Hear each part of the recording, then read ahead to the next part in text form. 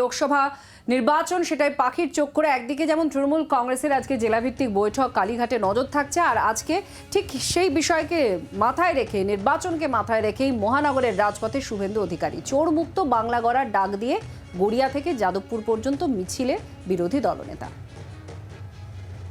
আর আজকের মিছিল থেকে কি বার্তা থাকে বিরোধী দলনেতার, সেদিকেও নজর থাকবে রাজনৈতিক মহলের। কমলাক্ষ আমাদের প্রতিনিধি রয়েছেন আমাদের সঙ্গে। কমলাক্ষ, বিজেপির আজ এই মিছিল কখন শুরু হবে এবং ঠিক কি বার্তা থাকতে পারে, কি মনে করা হচ্ছে?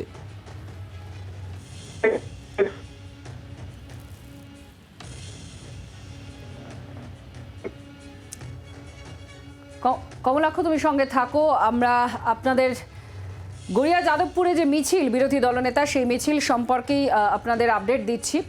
মিছিল থেকে কি বার্তা দেন নজর রয়েছে রাজনৈতিক মহলের, কারণ বিভিন্ন জায়গায় আমরা দেখেছি শুভেন্দু অধিকারী মিটিং মিছিল করছেন, কর্মী সভা করছেন এবং বারবার তিনি চোর মুক্ত বাংলা গড়ার ডাক দিচ্ছেন, আর তার মুখে এই স্লোগান শোনা যাচ্ছে। এই স্লোগান নিয়ে আজকেও এই মিছিল বলে খবর।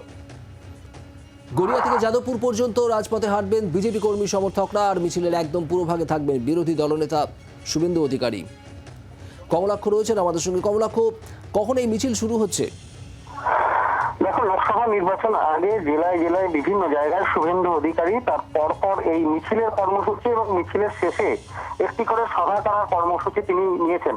ইতিমধ্যেই আমরা দেখেছি যে বিভিন্ন জেলায় কিন্তু এই ধরনের প্রোগ্রাম বা এই মিছিলের তিনি অংশ নিয়েছেন এবং একেবারে লোকসভা নির্বাচনকে সামনে রেখেই দুর্নীতি ইস্যুকে সামনে নিয়ে এসে সরাসরি মুখ্যমন্ত্রীকে আক্রমণ করে তিনি কিন্তু এই মিছিলগুলি এবং তার শেষে সভা করছেন।